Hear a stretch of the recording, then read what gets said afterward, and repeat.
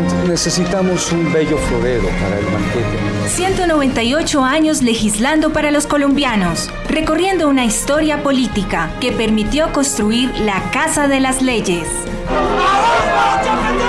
¿Qué le parece, doctor Caldas? Este es el lugar donde se presentan, debaten y aprueban las normas. Si don Antonio Nariño estuviera aquí presente. Esta crucial misión nos hace baluarte de la democracia. Aquí comienza Voces del Senado.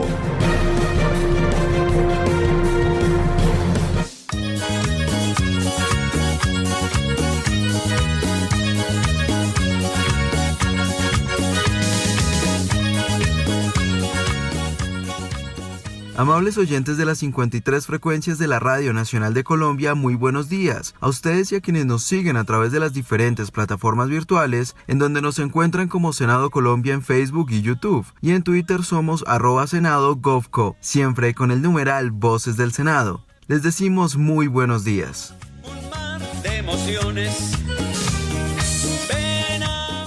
Esta semana se dio inicio al aislamiento selectivo y con él la reapertura de algunos sectores que deben cumplir con las medidas necesarias de bioseguridad para asegurar las condiciones de los colombianos y evitar el aumento de contagios. Ante las nuevas medidas tomadas, los integrantes de la corporación también se encuentran adelantando importantes debates y leyes de las que hablaremos en la emisión del día de hoy. Bienvenidos.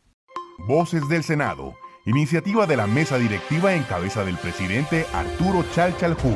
Primer vicepresidente Jaime Durán Barrera. Segunda vicepresidencia Griselda Lobo Silva. El secretario general Gregorio El Hash Pacheco. Y la directora administrativa Astrid Salamanca Rajín. El Senado de la República continúa trabajando en beneficio de todos los colombianos y sobre todo velando por garantizar los derechos de quienes se encuentran más expuestos en esta crisis sanitaria. Es por eso que ante las irregularidades presentadas contra algunos motociclistas, el senador por el partido Mira Manuel Virgües solicitó la intervención de la ministra de Transporte Ángela María Orozco para que las autoridades de tránsito no se excedan en las tarifas que los usuarios deben pagar. Quiero hacer un llamado muy enérgico al señor ministro de Transporte, al director de Tránsito de la Policía, a alcaldes, a gobernadores, a autoridades que están haciendo una persecución con los motociclistas. Yo aprovecho aquí la virtualidad, pero es que esta mañana se hizo viral un video donde unos policías de tránsito venían haciendo unos comparendos, pero ellos le ordenan a esos operadores de grúas a que movilicen una motocicleta. Esto es un abuso que está presentándose constantemente en todo el país. Y es que detrás de eso hay un negocio. Ustedes ven ahí que es más rentable hacerle comparendos a las motocicletas porque meten hasta 10, 12, 14 motocicletas y le cobran casi lo mismo que a un vehículo. Aquí en Bogotá, por ejemplo, la tarifa para una motocicleta por grúa está en 122.000 pesos y para un vehículo está por 134.000. Entonces es preferible perseguir las motocicletas porque caben 100 hasta 10 motocicletas, 12, cobrándoles a cada una 122.000 pesos y no un vehículo. Esas escenas se están repitiendo a diario. Entonces un llamado, señor presidente, al ministro de Transporte, al director de Tránsito, a las autoridades correspondientes para que no sigan esos abusos y por supuesto a los motociclistas para que cumplamos la normatividad, cumplamos las leyes, pero que no sigan existiendo estos abusos que se están presentando a diario en el país. Eso es un cartel, eso es unas mafias y esperamos que las autoridades de investigación inicien lo correspondiente para que acaben esos abusos. A su vez, la senadora del partido Cambio Radical, Emma Claudia Castellanos, manifestó su preocupación frente a los casos de discriminación y maltrato contra la población migrante, tanto de colombianos en el exterior como de extranjeros que se encuentran viviendo actualmente en el país, y pidió que a través del Congreso se abra debate a un proyecto encaminado a desarrollar una política de migración que fomente la integración. El no tener una política de migración ordenada, regular y segura es una puerta abierta para la xenofobia, la vulneración de derechos humanos, la trata de personas, la apatridia, entre otros. Los países que han logrado el desarrollo han tenido que la migración, más que una carga, debe ser vista como una oportunidad. Por esos 5 millones de colombianos residentes en el exterior y los retornados que quieran volver a su patria, todo depende de nosotros, de hacer de Colombia un territorio de esperanza y de prosperidad para todos. Por eso les invito a estudiar la ponencia para segundo debate del proyecto de ley, es el 036 del Senado, por medio del cual se establece la política integral migratoria del Estado colombiano. acumulado con el proyecto de ley 001 del 2019. Esta iniciativa recoge el trabajo y el sentir de varias bancadas en representación de sus coautores y el gobierno nacional. En este sentido, fueron varios los llamados de los congresistas para garantizar beneficios a quienes se encuentran afectados por la pandemia, pero también a trabajar en iniciativas que buscan la reparación de quienes han sido víctimas del flagelo de la violencia. Voces del Senado.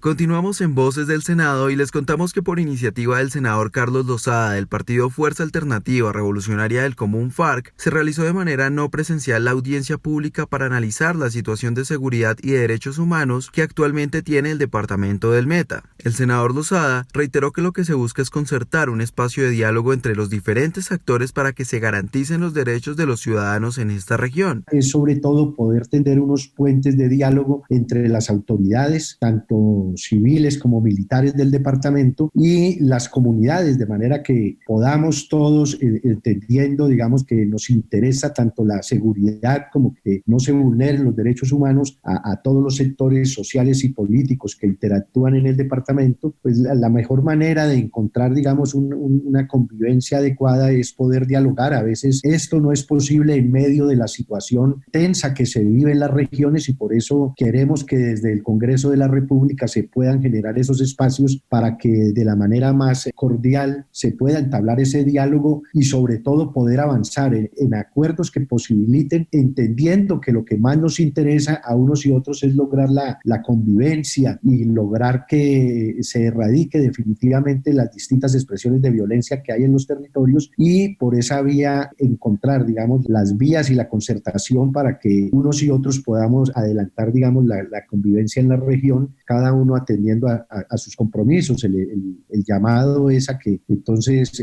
logremos de manera tranquila entrar en ese diálogo y poder llegar ojalá a consensos, que es lo que se busca, para que podamos ponernos de acuerdo de la forma más conveniente, digamos, de defender. Yo pienso que es lo común. Entre los asistentes, el director de Derechos Humanos del Ministerio del Interior, Ricardo Arias, expresó que los esfuerzos del gobierno nacional en el departamento ante la ola de violencia continúan y rescató el trabajo adelantado por los líderes de la sociedad civil. El éxito, digamos, de poder llegar con una oferta institucional precisa y oportuna, pues tiene mucho que ver en que sus planes de integrales de prevención en cada uno de sus municipios estén actualizados y podamos contar con unos diagnósticos que nos permita entregar la oferta ideal, porque de un lado, como lo ha dicho el presidente, es muy importante y como las comunidades lo han solicitado, es absolutamente importante la presencia de nuestra fuerza pública como nuestros primeros defensores de derechos humanos, en un brazo la legalidad y la justicia, pero en otro la inversión social. Y en ese brazo de la inversión social, nosotros debemos decir que hoy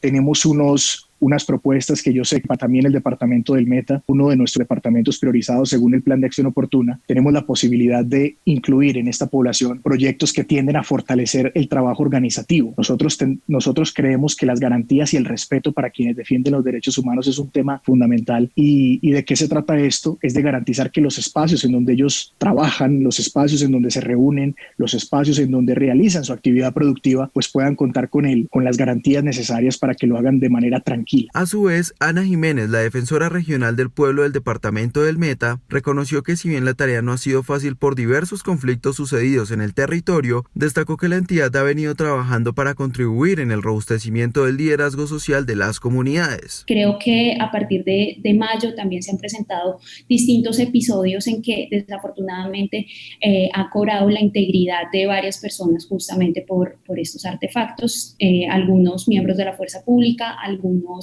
miembros de la comunidad y pues expresamos desde la Defensoría también la solidaridad con estas víctimas de ese flagelo. Adicionalmente, también fue preocupante para la Defensoría la situación del liderazgo social dentro del territorio y lo que recomendamos en su momento fue contribuir a fortalecer ese liderazgo a través de garantías de seguridad y también evitar la estigmatización de esas comunidades que se han visto azotadas por el conflicto armado.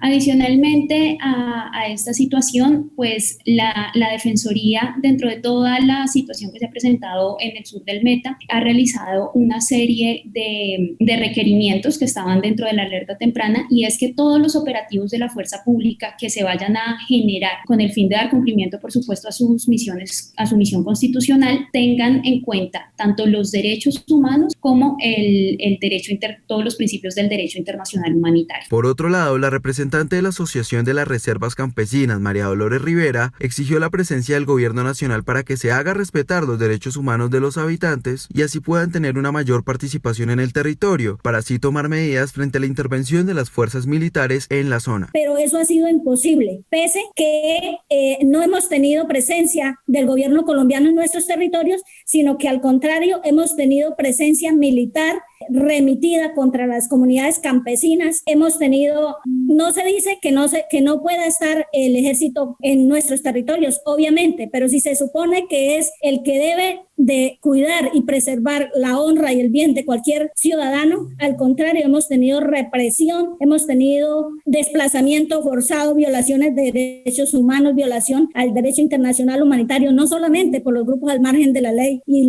el narcotráfico, sino de nuestras fuerzas militares, que no debería de ser así. Finalmente, la senadora Esperanza Andrade del Partido Conservador solicitó a los representantes del gobierno que se proteja a los líderes y a los niños del país, incluyendo además recursos en el presupuesto para este fin, y aprovechó también para que se tenga en cuenta un panorama similar que se está viviendo en el sector petrolero. Finalmente, en esa Colombia olvidada encontramos que hasta allá no llega el ejército, que hasta allá no llega la policía. Entonces, este llamado es para que finalmente contribuyamos a la paz, que es lo que todos queremos, y que el diagnóstico que se ha hecho por parte de todas las personas que han intervenido, las asociaciones, es válida, pero queremos decirles que este asesinato de excombatientes, que esta persecución de líderes sociales, que son como el caldo de cultivo que hay, la crisis carcelaria, por ejemplo, en el Meta, en Villavicencio, que también la hemos analizado en otras oportunidades en la comisión, hace que nosotros desde la comisión primera hagamos ese llamado al gobierno para que proteja a nuestros líderes. He escuchado atentamente la denuncia que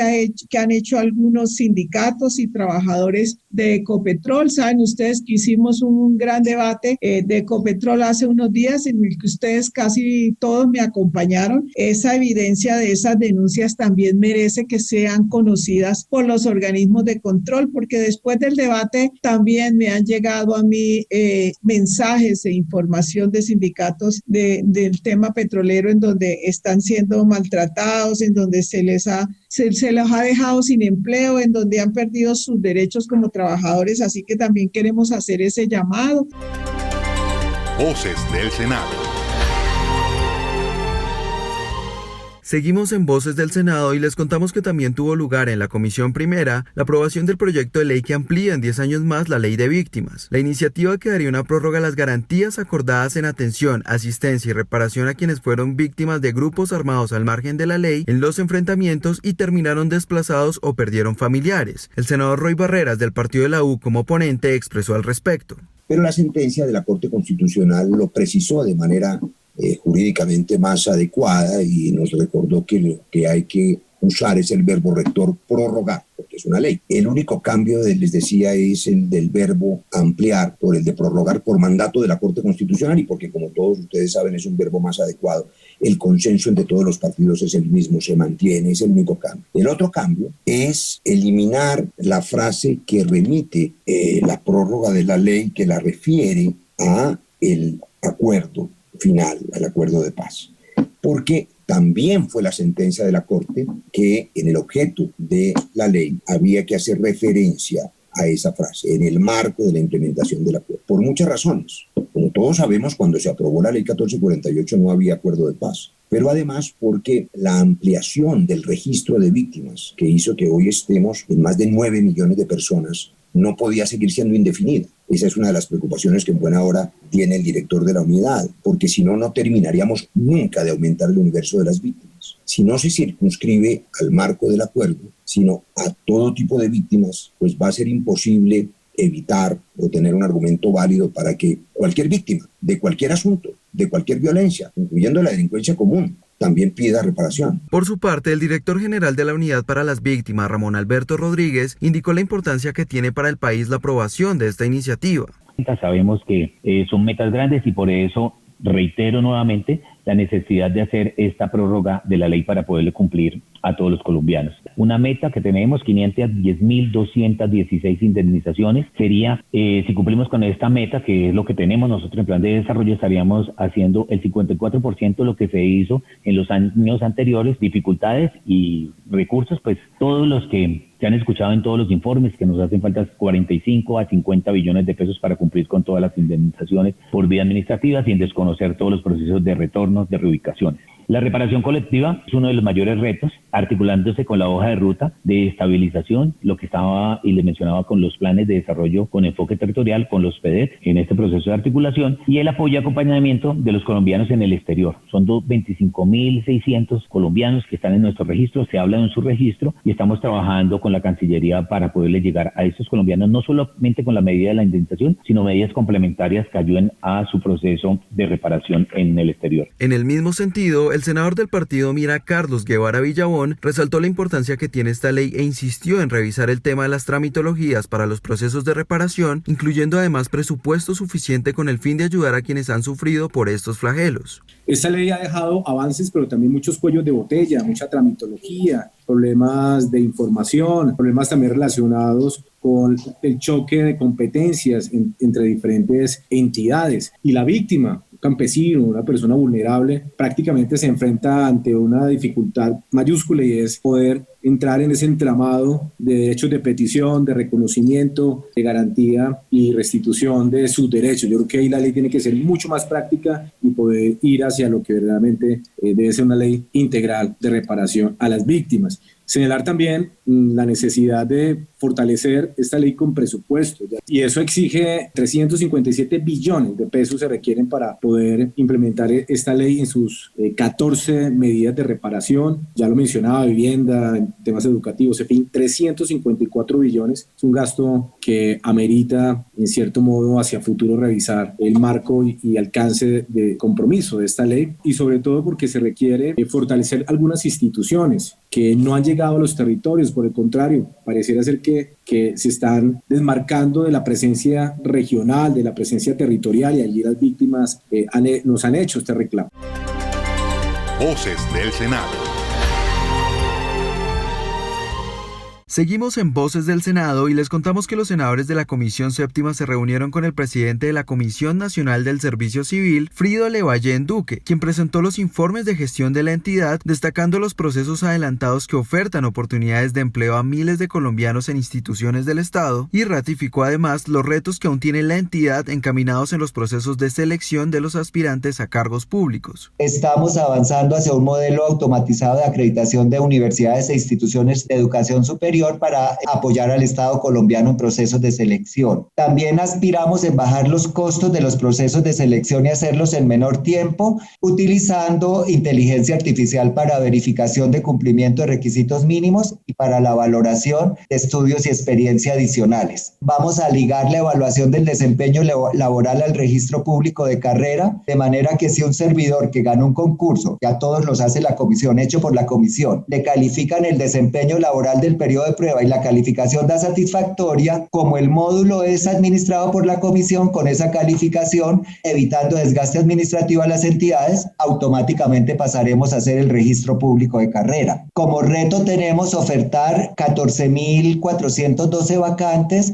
en la medida que logremos desentrabar los aplazamientos producto de los decretos relacionados con COVID, los decretos producto de la emergencia nacional. De igual forma, los senadores expresaron sus inquietudes ante los pormenores que ha tenido la entidad en las convocatorias que maneja. No obstante, la senadora del partido Miray, Deli Sarazo, exaltó el papel que tendrá la Comisión Nacional del Servicio Civil de cara a la pospandemia, pues es urgente el apoyo por parte del gobierno a los ciudadanos que se encuentran sin empleo. De verdad que los puestos de trabajo que se perdieron en medio de esta crisis que estamos viviendo son considerables. En el sector privado, cerca de 4.600.000 desempleados, de lo cual tuvimos noticia con los indicadores, pues eso da muestra del tamaño de la afectación en el campo laboral que ha tenido pues esos efectos negativos por el tema de la COVID-19. Así que el reto por parte de la función pública y en este caso del servicio, de la Comisión Nacional del Servicio Civil, pues no es inferior. El Estado tiene una gran responsabilidad y ese reto, como le digo, es el de generar la confianza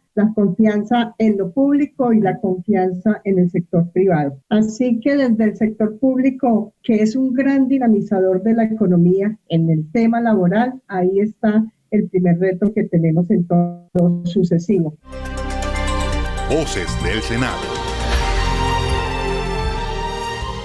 Esta semana el presidente de la República, Iván Duque, expidió el decreto presidencial 1174, en el que establece la regulación del piso de protección social en el país con el fin de crear nuevas modalidades de contratación con las condiciones laborales actuales en vigencia. La medida provocó una profunda preocupación al interior del Congreso. El senador Alberto Castilla, del partido Polo Democrático, cuestionó la decisión del jefe de Estado. Señor presidente, mientras el país entero espera conocer los detalles de lo que se ha denominado la nueva normalidad, donde se privilegie la recuperación del empleo, el fortalecimiento de la agricultura y se fortalezca estructuralmente el sistema de salud, el 27 de agosto el Gobierno Nacional expide el decreto 1174, atentando nuevamente contra el trabajo digno. El afán de introducir esta medida dentro del marco legislativo laboral viene desde 2017, cuando por medio del proyecto de ley 191 intentaron introducir la medida y logró ser frenada en la Comisión Séptima. Finalmente fue incluida dentro del Plan Nacional de Desarrollo del Gobierno Duque para ahora ser reglamentada vía decreto presidencial, impidiendo su deliberación en el Congreso de la República y su concertación con otros actores sociales y políticos. Dicho decreto lo que busca es la implementación de un piso mínimo de protección social que no cumple con lo establecido por la Organización Internacional del Trabajo en la recomendación número 202 del año 2012, en donde se señala que para la implementación de esta figura se debe, entre otras cosas, garantizar la participación tripartita con las organizaciones representativas de los trabajadores y empleadores. Por su parte, la senadora por la lista Decentes, Aida Bella, manifestó que es una medida que debe ser revisada, pues no hay garantías de los alcances del decreto para establecer mejores condiciones laborales para los colombianos y los impactos en las nóminas de los trabajadores. El hecho de que existan trabajadores formales con contrato de trabajo y que ganen menos de un salario mínimo, lo cual ya debería ser un problema, se normaliza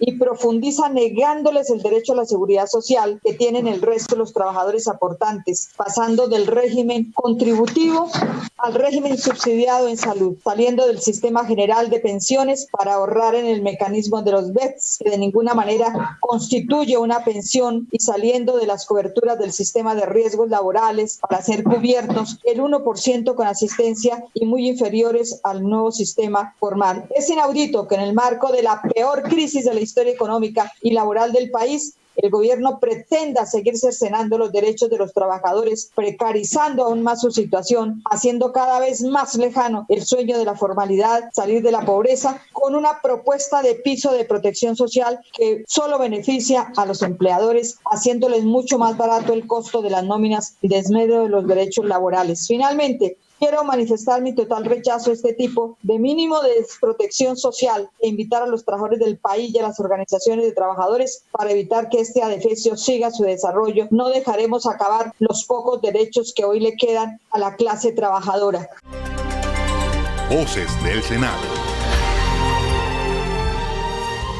Concluimos la emisión del día de hoy contándoles que ante la decisión del gobierno en otorgar un crédito de alrededor de $370 millones a la aerolínea Avianca, un grupo de 11 congresistas solicitó citar a debate de control político al ministro de Hacienda, Alberto Carrasquilla, de quien se busca dar respuesta a las inquietudes generadas por los senadores ante esta medida. El senador Rodrigo Lara, del partido Cambio Radical, se refirió al respecto. Presentamos una moción de debate de control político al ministro de Hacienda, Carrasquilla, para que responda a las siguientes preguntas respecto del crédito de 1,4 billones de pesos de plata pública a la aerolínea Avianca. Primero, ¿por qué tanta generosidad con una empresa, sus dueños y sus acreedores, y tanta austeridad en el gasto destinado a hogares, a desempleados y a pequeñas y medianas empresas? Segundo, ¿por qué el afán de proteger a una empresa extranjera que no tributa renta en Colombia, en lugar de promover la competencia y una política de cielos abiertos.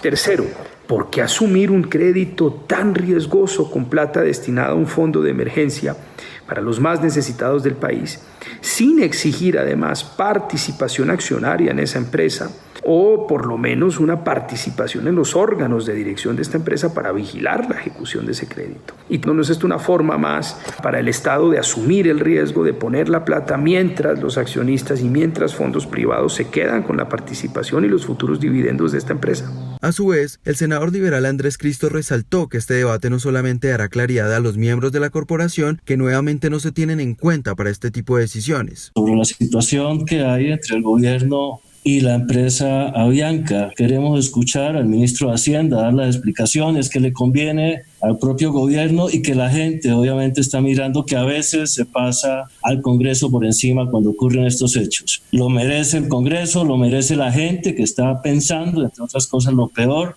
El ministro obviamente tiene que poner la cara y tiene que revisar lo que está ocurriendo también, lo que está diciendo ante estas condiciones. Igualmente cuestionando el proceder del ministro de Hacienda, el senador Jorge Londoño del partido Alianza Verde lamentó la decisión de respaldar a Avianca cuando miles de campesinos y sectores de la economía, quienes han sido claves durante la emergencia y que llevan esperando además meses por auxilios, no se les está entregando las ayudas suficientes para enfrentar la crisis. No logramos explicarnos cómo el gobierno puede hacer un anuncio como este luego de que las trabajadoras y trabajadores de la salud no están al día en sus salarios y llevan esperando 5 meses a que se les pague el reconocimiento económico por la atención de la pandemia, o luego de aseverar a los estudiantes que no existen recursos para la matrícula cero. ¿Cómo él puede explicarle el gobierno a las campesinas y campesinos del país que con el sudor de su frente evitaron la hambruna y nos siguieron alimentando, que su esfuerzo será castigado con una reducción del 7.7% del presupuesto del próximo año para el sector del agro? ¿Cómo puede explicarles el gobierno que sí hay dinero para esa aerolínea que se aprovechó en tantas ocasiones con el aumento en la tarifa de los tiquetes cuando el país más lo necesitó?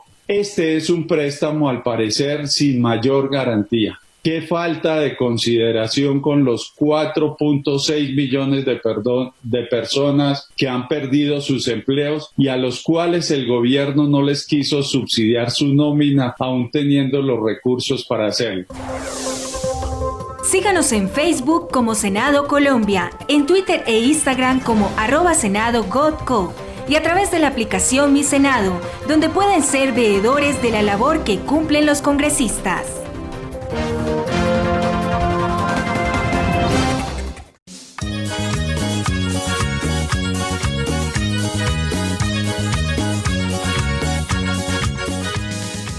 Si desean ampliar la información sobre los temas del legislativo, nos pueden escribir al correo electrónico vocesdelsenado@senado.gov.co.